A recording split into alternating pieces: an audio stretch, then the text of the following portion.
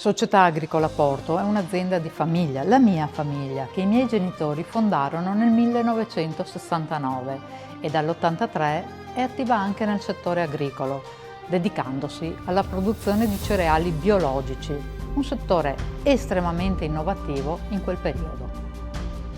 Successivamente l'impegno si estende anche alla viticoltura. Accanto ai vitigni più tradizionali come il Pinot, il Merlot, lo Chardonnay, si coltiva anche il più famoso dei vitigni veneti, la glera, che ci regala il Prosecco. Dopo un decennio di ricerche e sperimentazioni, nel 2012, sempre con il costante confronto con i nostri enologi di fiducia, iniziamo la produzione e la commercializzazione del Prosecco.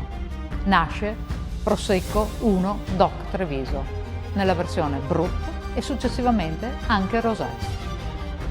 Vini che ci danno una grande soddisfazione, premiando così il nostro impegno. Siamo da sempre molto attenti alle produzioni ecosostenibili, con una costante riduzione di trattamenti fitosanitari per una viticoltura più naturale ed un minore impatto ambientale, producendo vini di grande qualità. Nel 2003 la nostra famiglia Andretta acquisisce un'azienda agricola nel Salento, in Puglia, ed inizia la coltivazione di eccellenti uve di Negro Amaro, Malvasia Nera, Chardonnay e il tipico Susumaniello, e la produzione di olio. Vini ed olio di Puglia sono commercializzati con il marchio Masseria San Polo.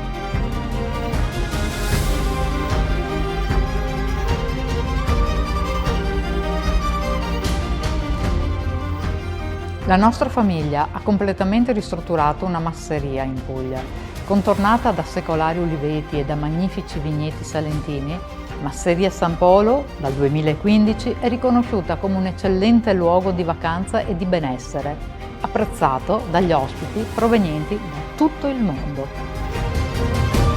Ci impegniamo nell'innovazione e nella sostenibilità da sempre, perché noi vogliamo raggiungere l'eccellenza.